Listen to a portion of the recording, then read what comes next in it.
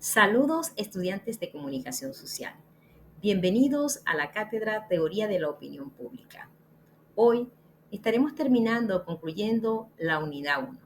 De nuevo, bienvenido, les habla Nilia González. Bien, allí podemos ver las estrategias de evaluación. Pero primero que todo debemos decir que el objetivo terminal, al concluir la unidad 1, el estudiante está en la capacidad de comprender la evolución histórica de la opinión pública, enfatizando en la etapa contemporánea, utilizando la defensa oral a través de un mapa conceptual para juzgar los enfoques teóricos en la actualidad. Recuerden que estas estrategias o esta planificación la hicimos al comenzar la materia y hablábamos sobre diferentes contenidos, el tipo de evaluación y las estrategias. Fíjense que hoy vamos a estar terminando el primer corte, ¿sí? Comencemos. Como podemos apreciar, tenemos 3 competencias. La primera, la conceptual. Explica mínimo 3 teorías sobre los orígenes de la opinión pública a través de la defensa oral en un tiempo aproximado de 10 minutos. Procedimental. Elabora individualmente en un mapa conceptual el contenido de mínimo 3 teorías sobre los orígenes de la opinión pública, organizando y jerarquizando las palabras clave. Y por último, tenemos la actitudinal. Cumple con la participación en la evaluación formativa sobre las teorías de la opinión pública en la época contemporánea y juzgar los enfoques teóricos de la opinión pública con la actualidad. En cuanto al contenido, ya nosotros vimos los contenidos del 1 al 5. Hoy vamos a hablar del punto 6, que es la teoría de los efectos limitados e ilimitados. El punto 7, la teoría de la agenda mediática y la teoría espiral del silencio. El punto número 8, teoría de la catarsis. Y por último, vamos a hablar de teoría o usos y gratificaciones. Antes de continuar, debemos hacer un resumen de la clase pasada. La clase pasada estuvimos hablando de la teoría de los efectos ilimitados de Aaron-Laswell y también sobre los efectos de la teoría limitada, de los efectos limitados. Recordemos, estamos repasando que Aaron-Laswell nos habla de la teoría de los efectos ilimitados y da a entender que los receptores quedan saturados de los mensajes a través de los medios de comunicación y no pueden distanciarse de ellos. Lo que quiere decir este teórico, Laswell, es que los receptores actúan de manera pasiva y a veces ni piensan, son autómatas de lo que lo dicen los medios de comunicación. Pero debemos tomar en cuenta que esta teoría fue desarrollada más que todo o aplicada en los años post-guerra mundial y también en los años 50, 60, donde él hacía este estudio y debemos de cuidar el lenguaje. Por ahí me está escribiendo María Peña que tiene que ser que simplemente nos lavan el cerebro. No, no vamos a utilizar ese término de nos lavan el cerebro. No es lavar el cerebro. A nivel de comunicación social, muchachos, traten de manejar los términos. Y eso se llama aguja hipodérmica o bala mágica. ¿Por qué bala mágica? Porque llega directamente al cerebro y actuamos de manera autómata cuando a veces, según este autor, los medios nos influyen.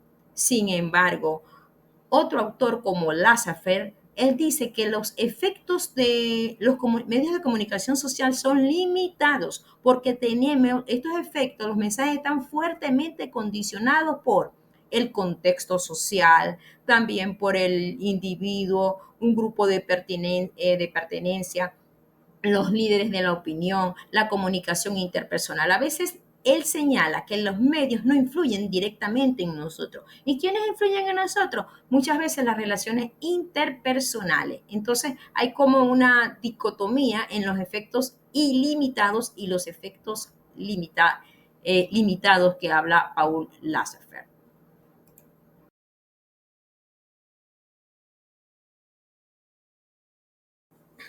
Me está diciendo Dilio por el chat que La sopa de letra no era la misma. Recuerden que a veces el contenido es el mismo, simplemente que podemos cambiar las estrategias. Ahí está la sopa de letra que no tiene la misma posición que tenían cuando yo se las puse. Pero bien, lo importante es que lo resolvieron. Está bien. Felicitaciones a Dilio y a Leomar y a los demás. Pero Dilio y Leomar se destacaron en cuanto a rapidez y ahí tenemos los resultados.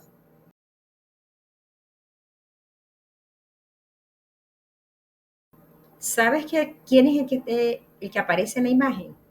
Te voy a hablar un poquito de su teoría. Él se llama Lippmann. Walter Lippmann es conocido por proponer la teoría de fijación de metas, o también se llama, mejor conocida como teoría setting. Esta teoría también se habla establecimiento de metas. Si ves un poco la imagen, ¿qué te dice esa imagen? Está manejando como unos títeres. Y esos para Walter son los medios de comunicación. Él dice que los medios de comunicación poseen la facultad de destacar o silenciar los acontecimientos.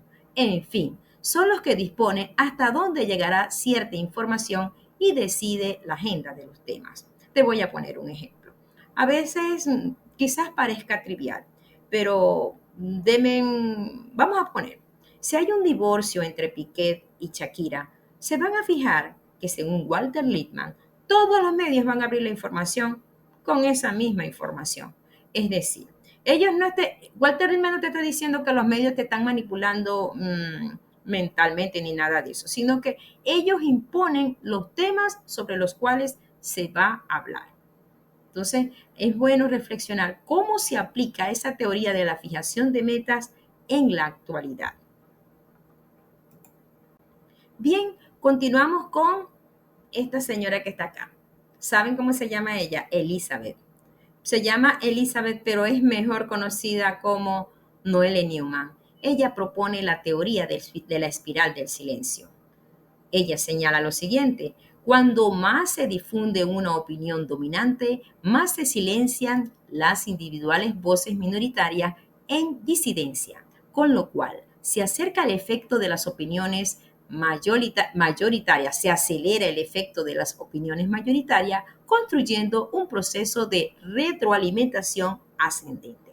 Si podemos ver la espiral del silencio que aparece allí como una especie de huracán, significa, ella lo que quiere plasmar es que los medios o las personas, la opinión pública, recuerda que estamos en opinión pública, siempre la persona que tiene una opinión que va en contra de la mayoría, esa persona se silencia.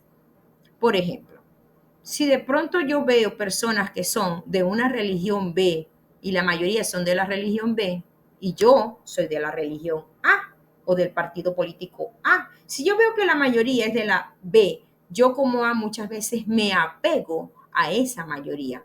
¿Y por qué? Porque el ser humano le tiene miedo, antropológicamente, según Elizabeth Newman, le tiene miedo a aislarse, por ello se une a la mayoría. Y ahí podemos ver y quizás repensar cuántas veces nosotros no hemos caído en la espiral del silencio simplemente por ir llevando o nos dejamos llevar por la mayoría. ¿Cuántas veces hemos visto programas como por ejemplo en Latinoamérica? Hay uno muy conocido que se llama Señorita Laura. Hay otro que se llama Caso Cerrado. O simplemente cuando estamos viendo un juego de fútbol y empezamos a hacer Messi, Ronaldo, allí nosotros estamos haciendo catarsis. La teoría de la catarsis de Seyfarth y Singer nos dicen que sostiene que bajo ciertas condiciones la exposición a la violencia de los medios de comunicación puede reducir o purgar las tendencias agresivas de los sujetos, basándose en un modelo hidráulico. Se postula que experimentar una emoción, ventilarla, es una manera de liberarla. ¿Qué significa eso? Que a veces nosotros nos emocionamos y al ver esa emoción, bien sea de pronto gritar, ponernos bravos, así como el señor este que está aquí, ¿ve? Que está bravo, o llorar, esa es la teoría de la catarsis. Y eso lo proponen estos dos autores. Teoría de usos y gratificaciones de Gans, Blumer y Guberich. Esta teoría ya nos habla que los medios de comunicación anteriormente usaban a los, usaban a los receptores o los manipulaban. Pero ahora esta teoría, ya acá en la actualidad, nos habla que ahora los llamados receptores usan los medios. Por ejemplo, las famosas redes sociales. Además de hablar de las diferentes redes sociales, donde la persona siente que esos receptores usan a los medios. Fíjense en esas manitas que tengo yo allá escribiendo. ¿Cuántas veces la persona no está escribiendo para emitir a través de diferentes medios digitales, por ejemplo?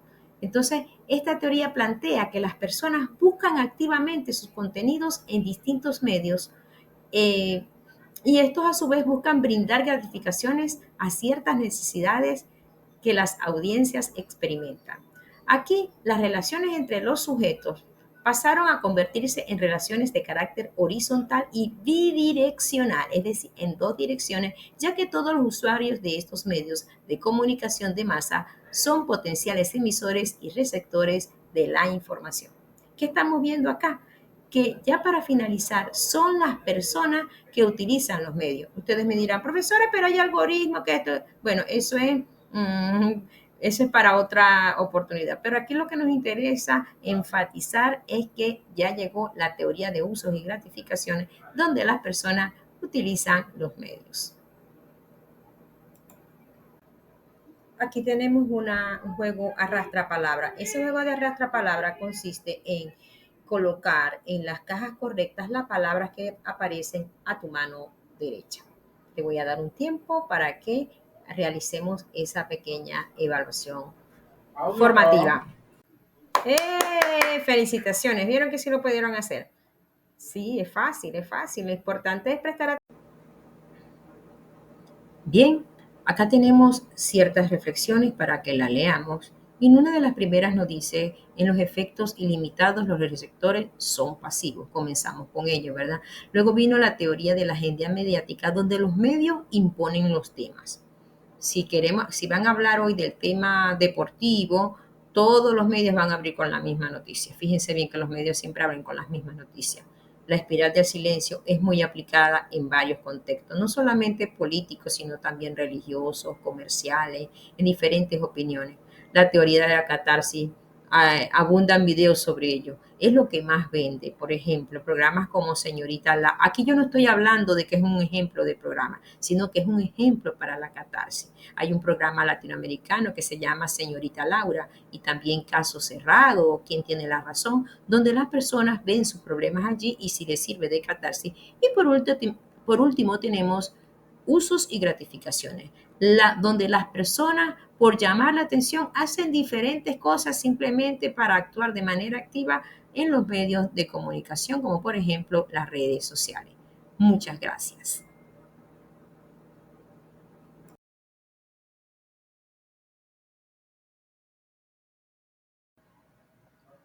La evaluación sumativa es una estrategia de, vamos a hacer un mapa conceptual.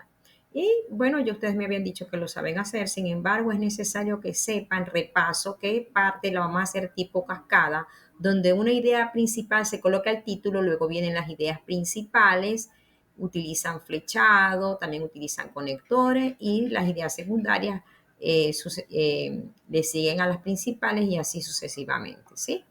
Seamos creativos para eso. Acá tenemos la evaluación sumativa.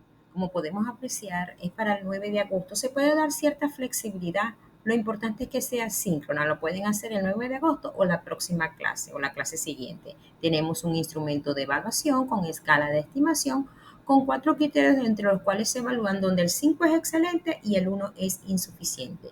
Entre los criterios a evaluar podemos ver que si se usan las palabras adecuadas, también el vocabulario, el orden jerárquico y también las pautas para hacer un mapa. Bien, no me queda más que despedirme. Se despide de ustedes la profesora Nidia González. Gracias por su atención.